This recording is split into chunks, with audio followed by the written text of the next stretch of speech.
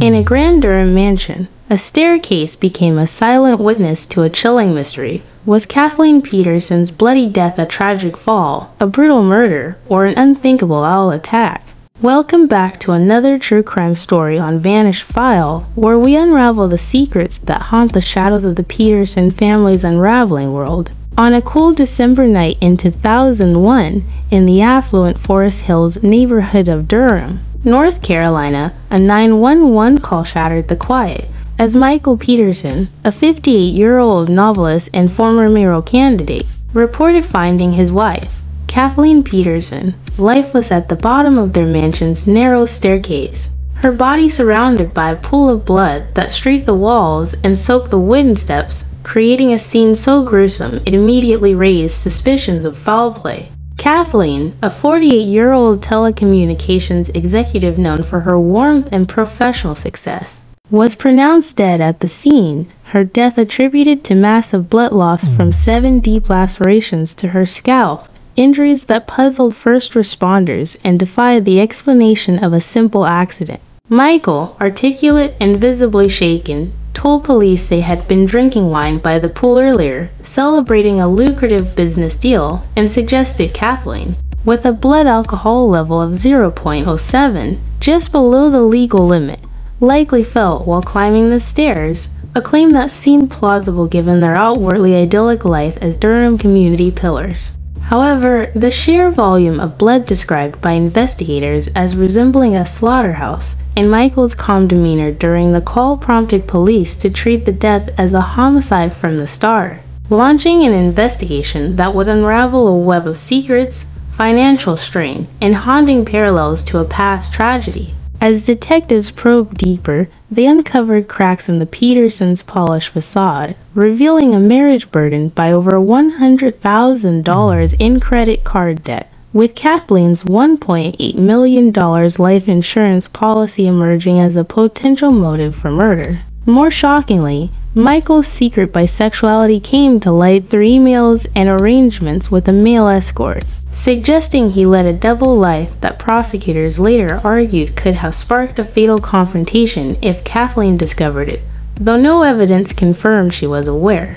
The autopsy report deepened the mystery, noting the 7 scalp lacerations lacked the skull fractures or brain trauma typical of a fall, suggesting instead a sustained attack, possibly with a blunt object like a fireplace blowpipe, a gift from Kathleen's sister that was mysteriously missing from the home, though it later reappeared, untouched, casting doubt on its role as the murder weapon. The investigation took a darker turn with the discovery of a chilling parallel from Michael's past. In 1985, while living in Germany, he was the last person to see Elizabeth Ratliff, a close friend and neighbor, alive before she was found dead at the bottom of a staircase. Her death ruled an accident at the time, but exhumed years later to reveal similar scalp injuries, fueling speculation of a pattern, though no charges were filed in Ratliff's case. The documentary The Staircase, directed by Jean-Xavier de Lestrade, began filming as Michael was charged with first-degree murder, capturing the raw emotion of the Peterson family, a blended unit of Michael's 2 adopted daughters from Ratliff's marriage, Margaret and Martha, his 2 biological sons, Todd and Clayton, and Kathleen's daughter, Caitlin, who initially supported Michael but soon turned against him, convinced of his guilt after viewing autopsy photos. The trial, starting in July 2003, became a media spectacle, broadcast live on Court TV, with Durham divided between those who saw Michael as a grieving husband targeted for his unconventional lifestyle and those who believed he was a manipulative sociopath. Prosecutors painted a damning portrait, alleging Michael killed Kathleen in a rage, possibly after she confronted him about his affairs or their financial woes, using blood spatter evidence to argue the scene was staged, while the defense, led by attorney David Rudolph, countered that the injuries could result from a fall, citing biomechanical studies and the absence of a definitive murder weapon. The prosecution introduced Michael's emails with a male escort, suggesting a motive rooted in fear of exposure, though the defense argued these were irrelevant. Supported by home videos showing the couple laughing and dancing, and testimony from Kathleen's sister, Candace, about their loving marriage. However, the prosecution's blood spatter expert, Dwayne Deaver, claimed the patterns indicated a beating, a finding later discredited when Deaver was exposed for falsifying reports in other cases, a revelation that would haunt the case. The jury also heard about Elizabeth Ratliff's death, admitted as evidence of a signature crime, though the defense dismissed it as a coincidence, pointing to her autopsy's finding of a cerebral hemorrhage. Michael's children, except Caitlin, stood by him, their loyalty tested by public scrutiny and the emotional toll of reliving their mother's death, with Margaret and Martha particularly torn, having lost to mother figures under suspicious circumstances.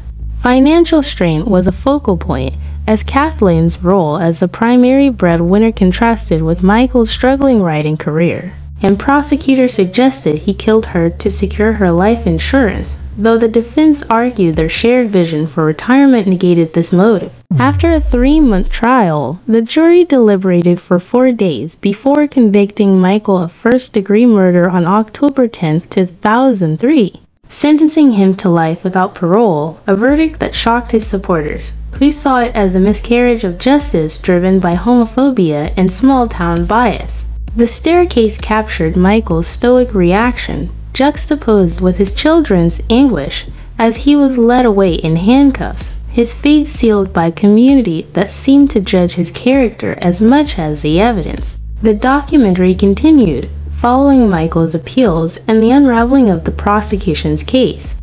In 2011, a judge granted a new trial after Deaver's misconduct came to light, exposing fabricated forensic reports and withheld evidence, freeing Michael on bond after 8 years in prison. In a stunning twist, the defense introduced the all theory during post-conviction hearings, suggesting Kathleen was attacked by a barred owl outside their home, causing her to stumble inside and fall down the stairs.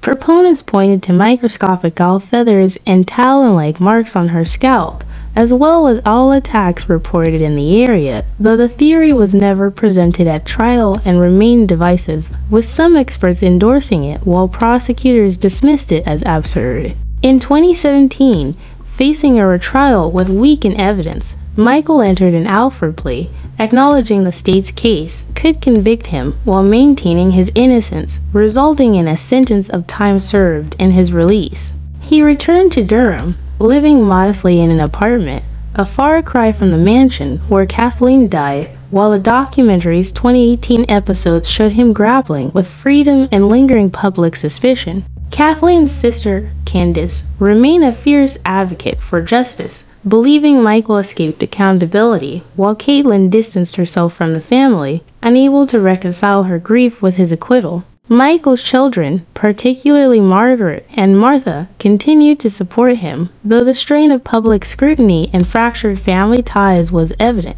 The staircase became a lens into the flaws of the American justice system, tainted forensics, prosecutorial overreach, and media sensationalism, while raising profound questions about truth and perception. Was Michael Peterson a devoted husband caught in a tragic accident, a cunning killer who staged a crime, or a victim of a bizarre wildlife encounter? The documentary's raw footage, from police walkthroughs to tearful family meetings, immersed viewers in the case's complexity, showing how wealth, privilege, and Michael's articulate persona shaped narratives. The owl theory, while speculative, gained traction among some forensic experts, who noted owl attacks can cause severe scalp injuries without skull fractures, mirroring Kathleen's wounds. Yet skeptics argued it was a desperate attempt to explain an unexplainable crime scene. The staircase itself, with its blood-soaked steps, became a silent witness, its secrets locked in the wood, as forensic re-examinations failed to conclusively prove accident or murder. Michael's post-release life was quiet yet shadowed by unresolved questions. He maintained his innocence, writing memoirs and giving interviews, while Durham remained divided, with some residents still whispering about the staircase killer. Kathleen's memory was often overshadowed by the legal drama, her vibrant life reduced to autopsy photos, a tragedy the documentary sought to rectify by highlighting her warmth through family testimonials. The case's legacy endures, not just in true crime circles, but in discussions about justice, with the staircase exposing how narratives are crafted, evidence manipulated, and truth obscured in a polarized system. Whether Kathleen fell, was attacked by an owl, or met a darker fate at Michael's hands, the mystery persists, a haunting reminder that some stories, like bloodstains on a staircase, can never be fully erased or explained. Well, that's it for this chilling dive into the shadows of true crime on vanishedfiles. If this story left you questioning what really happened, hit that subscribe button to join our curious community and stay updated on the mysteries we unravel next. Drop your thoughts in the comments. What do you think went down that night? Until then, keep searching for the truth, and we'll meet you back here for the next video. Goodbye.